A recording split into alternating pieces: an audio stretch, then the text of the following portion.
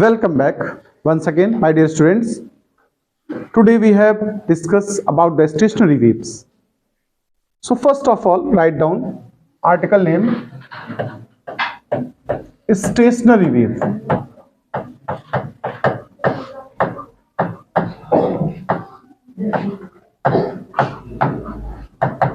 What do you mean by stationary waves? Stationary waves also called standing wave.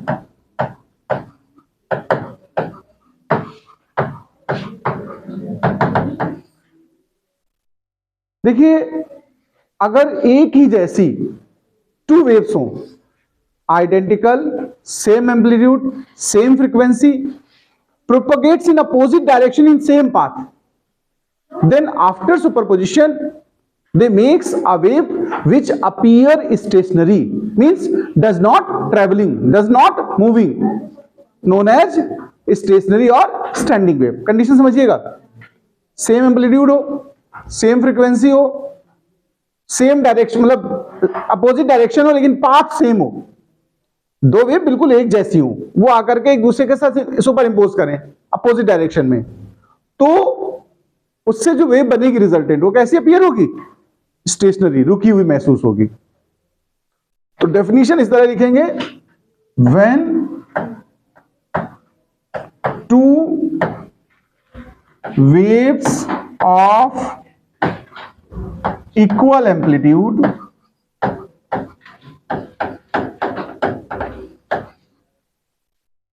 equal frequency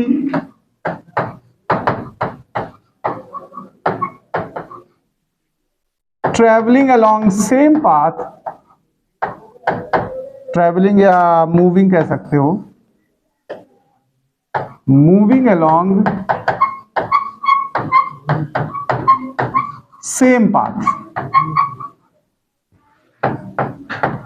but in opposite direction, but in opposite direction, when they superimpose, when they superimpose, then resultant wave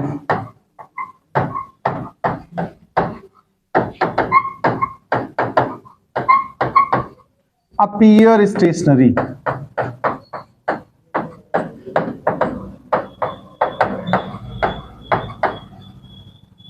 और called standing wave. चलिए definition note करें. देखिए, जो stationery waves हैं इनके लिए एक basic initial condition है इनको फॉर्म करने के लिए. ऐसा नहीं कि टू इंडिपेंडेंट वेव्स आए और आपस में सुपर इंपोज कर ले, बना ले, ऐसा नहीं.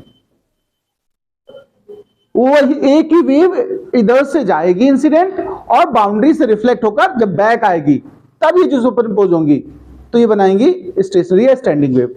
तो यह कंडीशन अगर कभी आ जाए 1 मार्क्स में तो आप कहेंगे कि मीडियम फाइनाइट होना चाहिए विद बाउंड्री. इनफाइनाइट मीडियम में स्टेशनरी वेव्स नहीं बन सकती हैं. इसको बोलते हैं नेसेसरी कंडीशन. कंडीशन समझ लें इसकी फॉर्मेशन की. To form stationary wave, medium must be, medium must be finite with definite boundaries. Definite boundaries. Boundaries होनी चाहिए, वो सॉफ्ट हो या रिजिड हो वो अलग बात है. तो कंडीशन समझ गए. इनफाइनाइट मीडियम में कभी भी स्टेशनरी वेव बन नहीं सकती हैं. मैं आपको बताता हूं, जैसे एग्जांपल के तौर पे यहां से कोई वेव चल रही है, ऐसे प्रोपेगेट करते हुए जा रही है. ये कोई वेव है, यू जा रही, देखो, और जब ये उस तरफ बाउंड्री से रिफ्लेक्ट होकर आएगी तो इसके साथ सुपर इंपोज करेगी तो एक नया स्ट्रक्चर तैयार होगा. वो कुछ इस तरीके से तैयार होगा. ध्यान रखना, मैं आपको बताता हूं स्टेशनरी वेव कैसी अपीयर होती. ये कंडीशन अपीयर होती है स्टेशनरी वेव की। देखने में हमेशा ये लूप आपको एज इट इज मिलेंगे। एग्जाम्पल समझ लीजिए थोड़ा सा, कहां पर होती हैं। एक मेल्डीज एक्सपेरिमेंट है, किसका? मेल्डीज एक्सपेरिमेंट। यह है आपके 12th स्टैंडर्ड में भी कराया जा सकता है। मेल्डीज एक्सपेरिमेंट में वेव्स बनती हैं, सोनोमीटर होता है वहां पर, उसमें इस तरह की वेव्स अपीयर होती देखने में, ठीक है। स्ट्रिंग होती, वो हमेशा ऐसी ही दिखती, ये कभी मिटती और बनती नहीं है, ये इसी सिचुएशन में रहता है। अब थोड़ा इसमें जरा कुछ पॉइंट्स को मैं डिस्कस करूंगा। तो अगर एग्जांपल आए कि where stationary waves are form, तो आप कहेंगे ड्यूरिंग मेल्डीज एक्सपेरिमेंट। ये देखिए यहां पर कुछ पॉइंट्स फोकस करिएगा आप। ये जो पॉइंट है इनको नोड कहते हैं। क्या बोलते हैं? नोड। ये सब नोड है। और जो ये मैक्सिमम डिस्प्लेसमेंट की सिचुएशन है ना, इसको एंटी नोड कहते हैं। क्या बोलते हैं? ये सिचुएशन एंटी नोड है। अब आपके मन में आ रहा होगा कि भाई नोड एंटी नोड क्या होते हैं। थोड़ा मैं इनको भी डिफाइन करता हूं। नोड का मतलब समझना पहले। स्टेशनरी वेव के वो पॉइंट्स जो हमेशा रेस्ट में अपीयर हो, यानी उनका डिस्प्लेसमेंट कितना हो? 0, यानी वो हमेशा मीन पॉइंट पे मिलेंगे, वो पॉइंट होगी कंडीशन या पोजीशन ऑफ नोड। तो हम कहेंगे such points of medium which are always at rest are called position of node।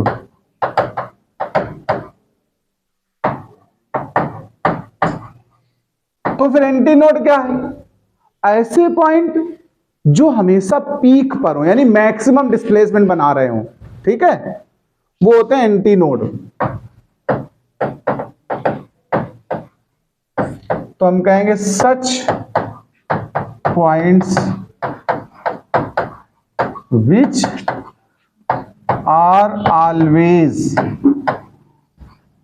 Eight the position of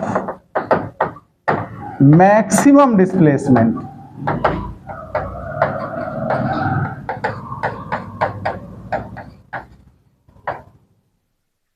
are called anti node.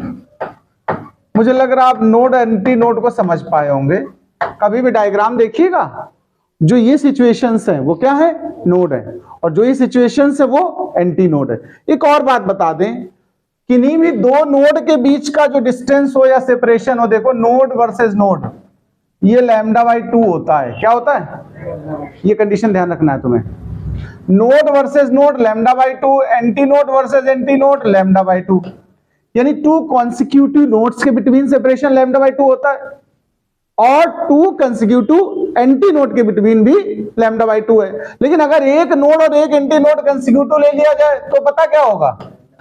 λ/4, उसका आधा, और ये λ/2 टोटल है, और दो नोड्स के बीच में एक एंटी नोड हमेशा होगा। Always one antinode present between two consecutive nodes, and one node also present between two consecutive antinodes. So the separation between consecutive antinode and node is always λ/4, and the consecutive distance between two nodes or two antinodes always λ/2। ये condition भी ध्यान रखनी है आपको। तो यहां पर लिख सकते हो इस बात को, the distance between two consecutive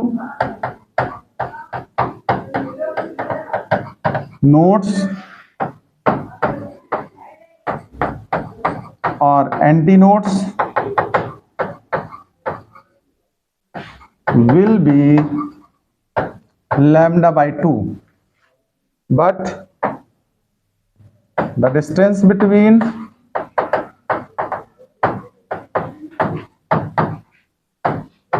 two, मतलब one node and one antinode, one node and next antinode,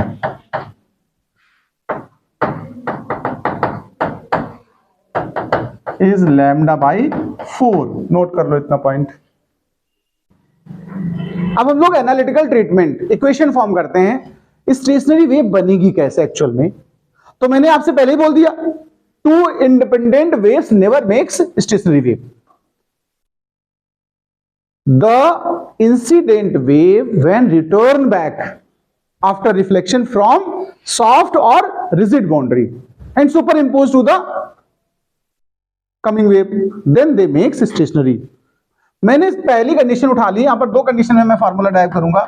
पहले for free boundary, free boundary का दूसरा नाम क्या बोला था मैंने? ओपन बाउंड्री, सॉफ्ट बाउंड्री, कुछ भी आप लिख सकते हो, ठीक है। फ्री बोलो या ओपन बोलो या फिर सॉफ्ट बोल दो। इस बाउंड्री से अगर रिफ्लेक्शन हो रहा है तब क्या होगा? तो देखो मैंने बोला, मैंने कहा सबसे पहले इंसिडेंट वेव की इक्वेशन देखो, incident wave equation y1 is equal to a sine omega T minus K X. अभी पीछे बताया था मैंने, ऐसा कि नहीं बताया था? अभी जब सॉफ्ट बाउंड्री से रिफ्लेक्ट होगी तो रिफ्लेक्टेड वेव की इक्वेशन में क्या चेंज आएगा, बता सकते हो आप मुझे? x जो है वो माइनस एक्स हो जाएगा, और पहले से माइनस वहां प्रेजेंट है तो डबल माइनस होकर प्लस हो जाएगी। तो हम कहेंगे equation for reflected wave, reflected wave from open boundary. तो फिर भाई y2 जो लिखेंगे हम वो कहेंगे a sine omega T plus K X. बोलो एनी प्रॉब्लम? ये दोनों सुपर इंपोज होंगी। सुपर पोजिशन का प्रिंसिपल हम पीछे डिस्कस ही कर चुके हैं। Net displacement y is equal to y1 plus y2 होता है। तो according to superposition, according to superposition principle, y becomes, देखो y इज इक्वल टू लिख दो y1 प्लस y2, दोनों को सम करना है मुझे। बहुत आराम से समझ लीजिए, बहुत ज्यादा टाइम नहीं लगेगा, ना डिफिकल्ट है। Sine omega T minus K x, trigonometry बस आनी चाहिए आपको, sign omega T plus K x. अब देखो आप थोड़ा ध्यान देना, एम्पलीट्यूड तो सेम है, कॉमन हो जाएगा कि नहीं बताओ? तो अंदर क्या बचेगा? Sine C plus sine D, और sine C plus sine D का फॉर्मूला अगर याद हो तो बता दो भैया लोगों मुझे। Very good, 2 sine C plus D by two bracket cos C minus D by two, यही लगाएंगे हम यहाँ पर। ये कॉमन है, बना रहने दो कॉमन। अच्छा 2 साइन, अब देखो सी के प्लेस में क्या है, देखो omega T minus K X, और डी के प्लेस में क्या है? Omega T plus K X, और बाई क्या करोगे? 2, साइन का फैक्टर हो गया। अब ऐसे कॉस के लिए ओपन कर दो, कॉस फिर omega T minus K x minus omega T plus K X, और फिर बाई 2। माइनस करोगे अंदर तो क्या हो जाएगा बताओ? डबल नहीं हो जाएगा? हाँ ये माइनस हो जाएगा, सॉरी, बाहर से माइनस ले जाएंगे अंदर, तो दोनों ये माइनस। अब सुनो, y इज इक्वल टू बन गया 2a साइन, यहां के एक्स कैंसिल है, तो 2 ओमेगा टी बाई 2 करोगे तो क्या बचेगा? ओमेगा टी बचा कि नहीं बचा? कॉस में आ जाओ, अच्छा माइनस 2 के एक्स बनेगा अंदर एंगल में देखो, और अपान में 2 है तो 2 कैंसिल, तो माइनस के एक्स बना। लेकिन जो कॉस माइनस थीटा होता है वो कॉस थीटा ही होता है, तो माइनस लिखने का कोई मतलब नहीं है, तो मैंने प्लस में लिख दिया।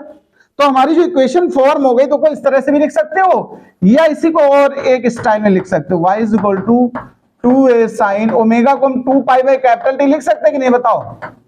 और k को क्या लिख पाते हो, याद है? प्रोपागेशन कांस्टेंट है 2 पाई बाई लैम्डा। ये स्टेशनरी वेव की इक्वेशन आ गई कब? जब बाउंड्री सॉफ्ट है। क्लियर बात? अगर यही बाउंड्री रिजिड होती, क्या होती? केस 2, फॉर रिजिड बाउंड्री क्या चेंज होता? अच्छा बताओ। रिजिड बाउंड्री के केस में मैं आपको एक बात बता दूं, इंसिडेंट इक्वेशन तो सेम रहेगी, उसमें तो कोई चेंज आना नहीं है, जाने वाली तो वही है ना। आते समय क्या चेंज होने थे, याद आया किसी को? y2 के लिए बाहर माइनस आएगा एक तो, और ये चीज प्लस हो जाएगी, अब सुनो, फिर सुपरपोजिशन लगाओ by using superposition principle. Superposition में करते क्या भाई लोग, y इज इक्वल टू सीधा सीधा y1 प्लस, तो फिर यहां पर a कॉमन ले लो तो पता क्या बनने वाला है, sine omega T minus K X और minus sine omega T plus K X. देखो देखो देखो जरा, ये क्या बन गया, sine C minus sine D. इसका भी फॉर्मूला याद होगा, sine C minus sine D का क्या होता है बता सकता है कोई मुझे, sine C minus sine D is equal to 2 cos C plus D by 2 और sine C minus D by 2। तो फिर ये कंडीशन यहां अप्लाई करो, तो 2 साइन, अब सीधे ऐड कर रहे हैं डायरेक्ट यहीं पर, ये प्लस ये करोगे तो क्या कैंसिल होगा, के एक्स, देखो 2 ओमेगा टी आएगा, 2 करोगे कट जाएगा तो क्या बचेगा, ओमेगा टी।